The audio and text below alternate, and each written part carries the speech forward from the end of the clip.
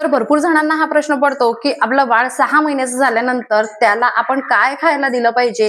तर हा व्हिडिओ तुमच्यासाठी आज मी तुमच्यासाठी अशी एक रेसिपी घेऊन येणार आहे, की ती रेसिपी तुम्ही बनवून भरून ठेवू शकता आणि ते जे फूड आहे ते तुम्ही तुमच्या बाळाला 6 महिन्यापासून ते 10 महिन्यापर्यंत सुद्धा तुम्ही न्याहारी म्हणूनही तुम्ही ते खाऊ घालू शकता. अतिशय सोपी रेसिपी आहे, पटापट बनते आणि खायला चविष्ट लागते. माझी मुलगी तर खूप आवडीने खाते. तर तुमच्या बाळाला सुद्धा तुम्ही ही रेसिपी करून नक्की खाऊ घाला. अतिशय पौष्टिक अशी रेसिपी आहे. चला तर मग रेसिपीला सुरुवात करूया.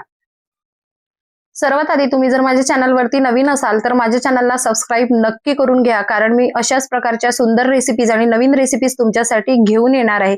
माझी मुलगी बघा किती छान ही जी पावडर आहे ही एन्जॉय करते. तिला हे फूड फार आवडतं. चला तर मग सुरुवात करूया. तर इथे मी 3 कप मखाने घेतलेले आहे. ते छान प्रकारे मी तुपामध्ये क्रंची रोस्ट करून घेतलेले आहे. त्यामध्ये आपल्याला घालायचं आहे मुरमुरे. आता हे जे मुरमुरे आहेत हे मी खारे मुरमुरे घेतले आहेत. त्याला सुद्धा तुपामध्ये रोस्ट करून घेतलेले आहे. तुम्हाला खारे मुरमुरे घालायचे नसतील तर तुम्ही साधे मुरमुरे सुद्धा घालू शकता. सोबतच मी यामध्ये एक 1/4 कप मी याच्यामध्ये घेतलेला आहे काजू बदाम, त्याला पण तुपात रोस्ट केलेला आहे आणि 4 राजगिऱ्याचे लाडू. आता आपल्याला याला मिक्सरमध्ये काढून घ्यायचं आहे. राजगिऱ्याचे लाडू याच्यासाठी घेतलेले आहेत कारण जेव्हा आपण याची खीर सारखी जी पेस्ट आहे ती तयार करू तेव्हा त्याला गोडवा आला पाहिजे. जर तुम्हाला तुमच्या बाळाला गोड द्यायचं नसेल तर तुम्ही साधा जो राजगिरा आहे, राजगिऱ्याच्या लाह्या मिक्सरमधून बारीक करून त्यामध्ये टाकू शकता.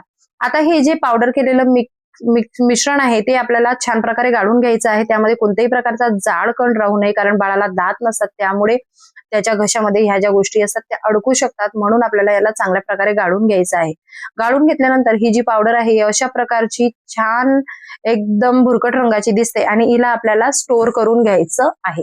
तर व्हिडिओ जर तुम्हाला आवडला असेल तर व्हिडिओला लाईक आणि शेअर नक्की करा आणि तुम्हाला माझी रेसिपी कशी वाटली हे मला कमेंट करून नक्की सांगा. आता ही जी पावडर आहे ही महिनाभरही डब्यामध्ये भरून ठेवली तर खराब होत नाही. मी महिन्याभराचीच ही जी पावडर आहे ही बनवून ठेवत असते.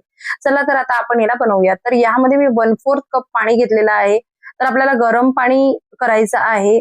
खूप उकळीचं पाणी नाही केलं तरी चालेल. तर 1/4 कप इथे मला पाणी घेतलेला आहे. त्याच्यामध्ये आपल्याला मोठा चमचा भरून म्हणजे 1 टेबलस्पून भरून आपल्याला इथे ही पावडर घालायची आहे. छान प्रकारे याला मिक्स करायचे आहे. कोणत्याही प्रकारची गुठळी यामध्ये असता कामा नये आणि याला 1 मिनिट तरी याला छान प्रकारे शिजवून घ्यायचं आहे. शिजवण्याने काय होणार आहे, त्यामध्ये असणारे जे मुरमुरे आहे त्या मुरमुरे छान प्रकारे शिजतील आणि आपला ही जी पेस्ट आहे ही छान प्रकारे घट्टसर होईल. घट्टसर झाल्यानंतर आपण हिला एका प्लेटमध्ये काढून थंड करून घेऊ आणि तुम्ही बघू शकता माझी मुलगी किती छान प्रकारे ही जी पेस्ट आहे ही एन्जॉय करते आहे. तिला हे फूड फार आवडतं. जेव्हा तिचं पोट खराब असतं किंवा तिला पोटामध्ये गॅसेस झालेले असतात तेव्हा मी तिला हे फूड जास्त प्रेफर करते.